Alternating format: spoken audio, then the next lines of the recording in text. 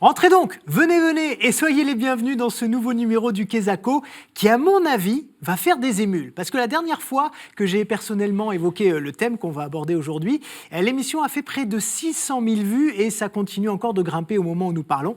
Donc c'est avec un plaisir non dissimulé que je vous annonce que nous allons parler du chiffre 666, où il y a déjà plein de choses qui vous viennent peut-être en tête. Alors on regarde notre micro-trottoir et on revient avec le Père Clazen. Je sais que le chiffre 6 est un... Je dirais pas un chiffre magique, un chiffre spécial, mais je pourrais pas vous dire, non. Oui, oui, c'est un chiffre qui est évoqué dans la Bible.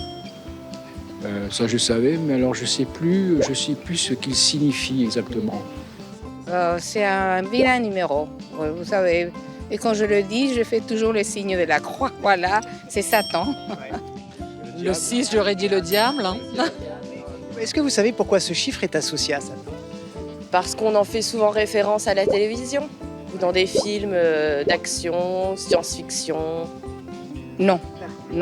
Je sais pas si ça vient d'une prophétie, mais non, j'ai toujours su que c'est associé. Voilà, c'est intéressant de voir tout ce que ça évoque aux gens dans la rue. On est à la fois dans le mythe, la légende, la croyance. Alors, on va faire un petit peu le tri dans tout ça grâce au Père Clazen. Bonjour. Bonjour. On va y aller étape par étape. D'abord, ce 666, on le trouve où ? On le trouve dans l'Apocalypse, au chapitre 13. Et c'est le nombre de ? C'est le nombre de Néron. Ouais, et d'abord le nombre de la bête. Voilà, c'est ça. Alors, dans l'Apocalypse, au chapitre 12, il y a un combat entre Michel et les bêtes qui sont vaincus. Et il y a deux bêtes, c'est très très curieux. Il y en a une qui sort de la mer et une qui sort de la terre. En fait, ça a beaucoup d'importance. On trouve tout ça d'ailleurs sur la tapisserie d'Angers. Très très bien illustré. Alors, celle qui sort de la mer, elle a 7 têtes, 5 couronnes.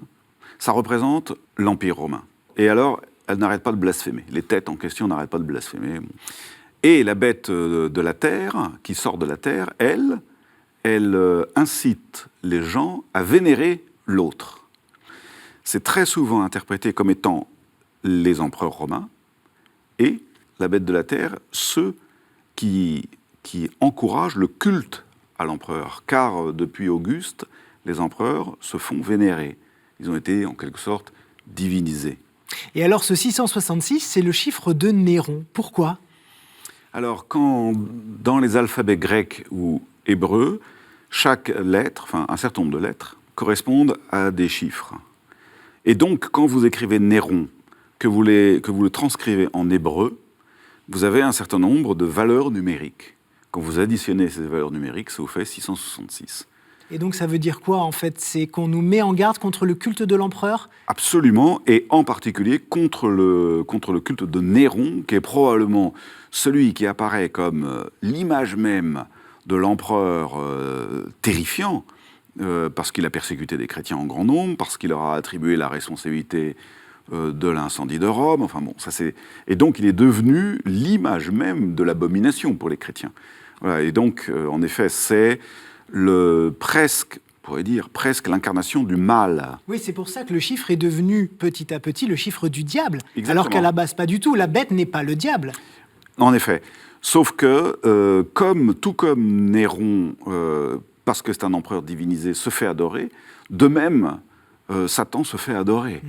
Voilà, alors, au chapitre 13 de l'Apocalypse, il est donc dit que cette seconde bête, qui fait adorer la première, en plus marque les adorateurs de ce chiffre.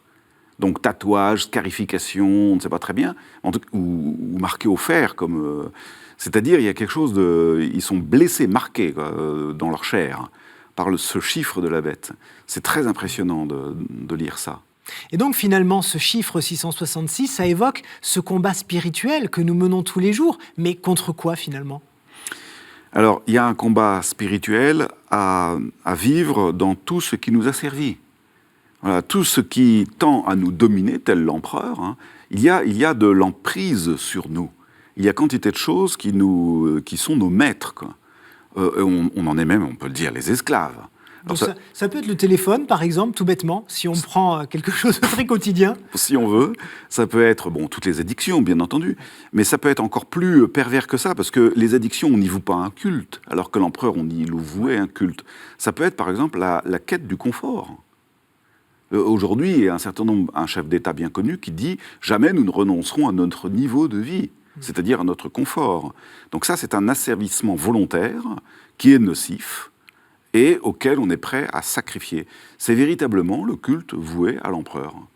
Il y a le confort, il y a, par exemple, le train de vie, bien entendu, c'est une petite nuance entre confort et train de vie, et il y a encore une nuance supplémentaire, la fortune. Oui. Voilà. Pourquoi il y a des gens qui gagnent des millions et qui en veulent encore? Mais pourquoi? Oui. C'est de l'asservissement volontaire. Et c'est littéralement un culte à ce point où ils en sont rendus. Alors que celui qui essaie juste d'améliorer son confort, on ne peut pas dire. Merci beaucoup, Père Clasen, de nous avoir donné comme ça toutes les clés pour bien comprendre l'origine du 666. Voilà, les amis, j'espère que vous avez passé un moment agréable en notre compagnie. Et je vous donne rendez-vous la semaine prochaine, bien sûr, pour un nouvel épisode du Quesaco. Ciao.